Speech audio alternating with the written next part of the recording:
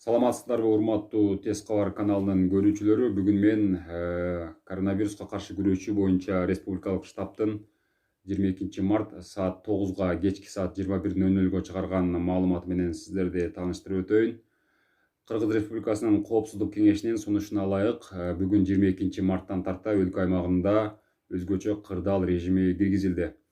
Республикада коронавирус жуктуруунун жаңы учуру катталган жок. Бардыгы болуп өлкөдө COVID-2019 кабылгандардын саны 14, алардын 6 эркек, 8 аял.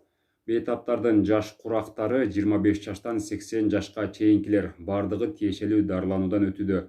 Бейтаптар менен байланышта болгон жактардын саны 2628 адам. Кыргызстандын 7 облусунда 14 санитардык карантиндик пост орнотулат. Алар 2 нөөмөттө күнү түнү иштешет. ÖKM жер-жерлерде бардык облустардын айыл шаарларынын ички көчөлөрүн дезинфекциялоодо.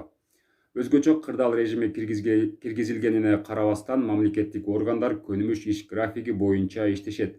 Манас жана Ош эл аралык аэропорттору аэробекеттерге узатуучуларга жана тосуп алуучуларга кирүүнү убактылуу чектеди. Аэропорттордун имаратына билеттери бар гана жүргүнчүлөр өткөрүлөт. Кыргыз Республикасынын чек арасынан өткөн жактарга карата карантиндик чаралардын шарттары өзгөрдү. Саламаттык сактоо министрлиги 1 жана 2 категориядагы өлкөлөрдөн келген жарандарды 3 күнгө обсервация жайларына жөнөтүү чечимин кабыл алды. Баткен облусунун Кызыл Кыя шаардык мэриясы жергиликтүү тигүү цехтери менен биргеликте бет каптарды тигип жатат. 6000 бет кап даярдоого жергиликтүү бюджеттин эсебинен акча каражаты бөлүндү. Саламаттык сактоо уюмдарында медициналык жардам көрсөтүү үчүн бүгүнкү күндө бар каражаттардын тизмеси. Бир жолу колдонулуучу бет каптар 400 000 данадан ашык, коргоочу костюмдар 3900 дана. Номер 95 же FPP2 коргоо даражасындагы респиратордун бет каптары 50 000 дана. Ошондой эле өлкө аймагында коронавирус илдетин алдын алуу боюнча ыкчам чараларды көрүү үчүн Кыргыз Республикасынын өкмөтү тарабынан кошумча 30 миллион сом бөлүнүп, анын ичинен 1000 дана N95 респираторлор, мурун каптар, 2200 дана коргоочу кийимдер, 1000 жаан медициналык халаттар, ар бири 100 дана болгон 1200 дана кол каптар, 20 000 дана медициналык маскалар сатып алынды. Кыргызстандын аймагындагы коронавирус илдетине каршы күрөшүү боюнча эсепке 5 294 358 сом которулуп түштү. Ошондой эле өзгөчө кырдаалдардын алкагында жарандардын коопсуздугун 6500дөн ашык тартип сакчысы камсыз кылууда. ИИМдин жеке курамы күчөтүлгөн режимде иштөөдө. Санитардык карантиндик посттордон бир да жаранды өткөрбөй жатышат жана Кыргызстан боюнча интернет өчүрүлөт деген маалыматтар чындыкка дал келбейт.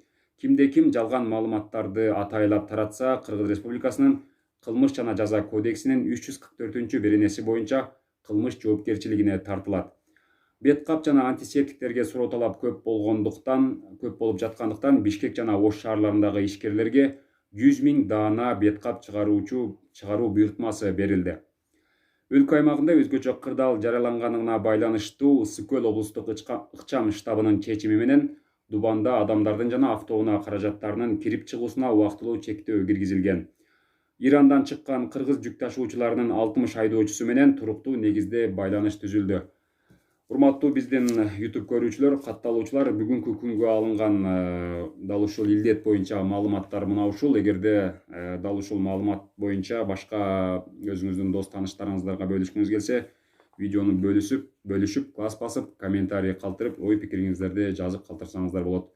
Ал эми биз дагы маалыматтар менен эртеңки күндөн баштап дагы тааныштыра баштайбыз. Көрүшкөнчө саламатта калыңыздар.